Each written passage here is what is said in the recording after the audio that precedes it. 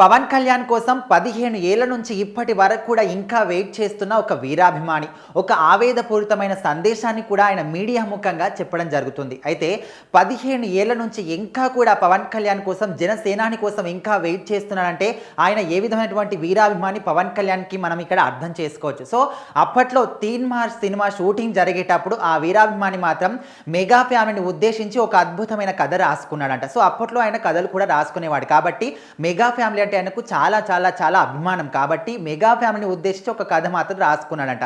So ఆ cinema shooting అప్పుడు పవన్ కళ్యాణ్ను కలిసి ఆయన మాత్రం ఆ కథ వినిపించడం జరిగింది. సో ఆ కథ విన్న వెంబడే పవన్ కళ్యాణ్ అయితే ఈ కథ నాకు చాలా నచ్చింది, సో ఈ కథని ముందు నువ్వు రిజిస్ట్రేషన్ తీసుకొని అప్పుడు నా దగ్గరికి రా, అప్పుడు సినిమా చేద్దాం అనే విధంగా కూడా ఆయన చెప్పాడంట.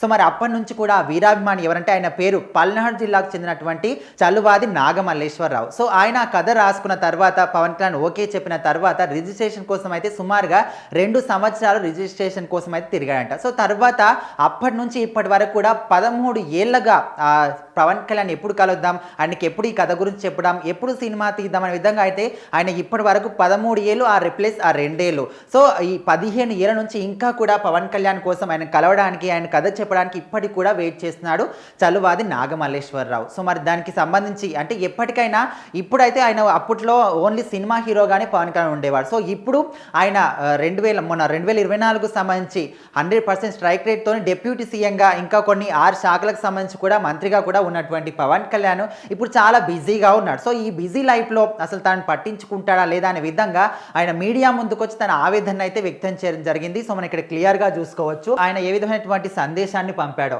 అన్న, కష్టాలు కన్నీళ్లు రుణాలు దారుణాలు కారణాలుగా చూపిస్తూ నా దేశాన్ని వదిలి విదేశాల్లో అవమానాల్లో ఆనందాలను వెతుకుతూనే నాలాంటి వాళ్ళెందరికో ఒక్కటి నీ మీద ఆశ, ఎక్కడో బాలివియా అడవుల్లో అంతమైపోయింది అనుకున్న విప్లవానికి కొత్త రూపాన్ని ఒకటి కనిపెట్టకపోతావా, సరికొత్త గెరిల్లా వార్ పేరుని మొదలెట్టకపోతావా, మన దేశాన్ని కనీసం మన రాష్ట్రాన్నైనా మార్చకపోతామా, 17 ఏళ్లుగా ఈ దేశంలో లేకపోయినా దేశం మీద ప్రేమతో భారత పౌరసత్వాన్ని వదులుకోలేక ఎదురు చూస్తున్న నాలాంటి వాళ్ళందరము మా కోసం నిలబడుతున్న నీ కోసం బలపడతాం. 2014 నిలబడ్డాం, 2019లో బలపడ్డాం, 2024లో బలంగా కలబడ్డాం. సో ఈ విధంగా ఆయన ఒక అంటే మీడియా ముఖంగా అయితే తన సందేశాన్ని తన ఆవేదనని ఈ విధంగా తెలపడం జరుగుతుంది. అంటే 15 ఏళ్ల నుంచి పవన్ కళ్యాణ్ కోసం ఎదురు చూస్తూ ఆ కథని ఎప్పుడు చెప్దాం, ఎప్పుడు ఆయన కథ ఓకే చేస్తాడు, సినిమాని ఎప్పుడు తీయాలనే విధంగా కూడా ఆయన వెయిట్ చేయడం జరుగుతుంది. సో అప్పట్లోనే అంత అద్భుతమైనటువంటి కథ రాస్తే మరి ఇప్పుడు తాను ప్రోత్సహిస్తే ఇంకెంత అద్భుతమైనటువంటి కథలు రాస్తాడో మన అందరం కూడా ఊహించుకోవచ్చు. సో ఒక విధంగా చూసుకుంటే పవన్ కళ్యాణ్ ఇప్పటికే తను ఓకే చేసిన సినిమాలే చాలా మటుకు షూటింగ్ జరగకుండా ఇప్పటికీ ఇన్కంప్లీట్గానే మిగిలిపోయాయి. సో అలాంటి ఇప్పటికు రాజకీయాల్లో డిప్యూటీ సీఎంగా తన బాధ్యతలు నిర్వర్తిస్తూ తను ఓకే చేసినటువంటి సినిమాలకే ఇంకా టైం కూడా ఇవ్వలేనటువంటి స్థితిలో పవన్ కళ్యాణ్ ఉన్నప్పటికీ ఇప్పుడే కొంచెం టైం ఇస్తూ సినిమాలు చేస్తాననే విధంగా కూడా ఆయన చెప్పినప్పటికీ మరి ఇంత బిజీ షెడ్యూల్లో కూడా తన వీరాభిమాని సెలెక్ట్ చేసిన ఆ కథకి తను ఓకే ఎప్పుడు చెప్తాడో, అసలు సినిమా ఎప్పుడు చేస్తాడని కూడా చాలామంది అనుకుంటున్నారు. ఏదేమైనప్పటికీ కూడా 15 సంవత్సరాల నుంచి ఇంకా కూడా పవన్ కళ్యాణ్ కోసం ఎదురు చూస్తున్నాడంటే తను ఏ విధమైనటువంటి వీరాభిమానం అందరం కూడా అర్థం చేసుకోవచ్చు.